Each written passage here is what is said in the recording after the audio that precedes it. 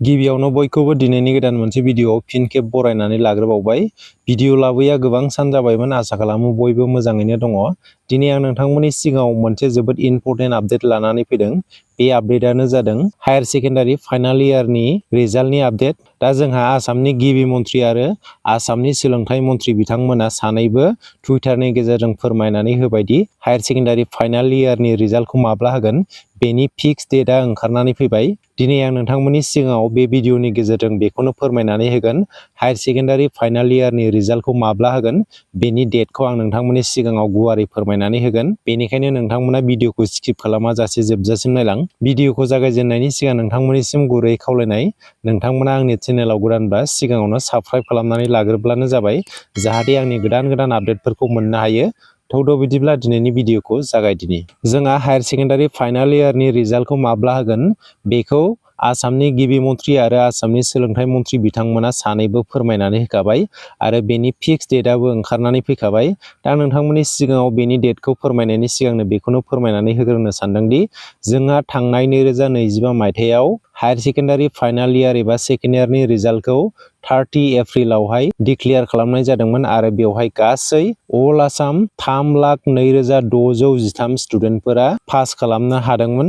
गासै बेनि पास जानायनि पार्सेन्टेजआनो जादोंमोन 81.77% आरो बेवहाय हिन्जावसा स्टुडेन्टफोरनि पास जानायनि पार्सेन्टेजआ बांसिनमोन। बेनि गेजेरावनो दङमोन 82.95%आनो हिन्जावसा स्टुडेन्टफोरा पास जानाय आरो 78.42%फोरा जाबाय हौवासा स्टुडेन्टफोरा पास जानाय। थिग बेबायदिनो 2026 मायथाइयाव गासै 3,30,744 स्टुडेन्टफोरा हायार सेकेन्डारि फाइनाल इयारनि एग्जामखौ होदों।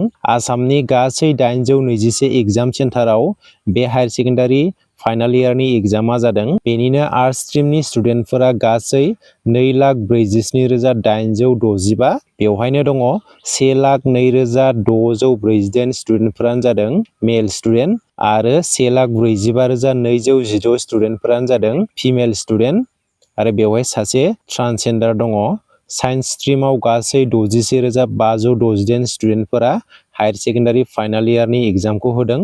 बेवहायनो दङ 34,801 मेल स्टुडेन्ट, 26,762 फिमेल स्टुडेन्ट आरो सासे ट्रान्सजेन्डार। कमार्स स्ट्रिमाव गासै 19,806 स्टुडेन्ट, बेनिनो 13,782 मेल स्टुडेन्ट आरो 6,024 फिमेल स्टुडेन्ट। भकेसनेल स्ट्रिमाव गासै 1,505 स्टुडेन्ट, बेनिनो 887 मेल स्टुडेन्ट, 619 फिमेल स्टुडेन्ट। गासै 3,30,744 स्टुडेन्टफोरा 2026 मायथाइयाव हायार सेकेन्डारि फाइनाल इयारनि एग्जामखौ होदों।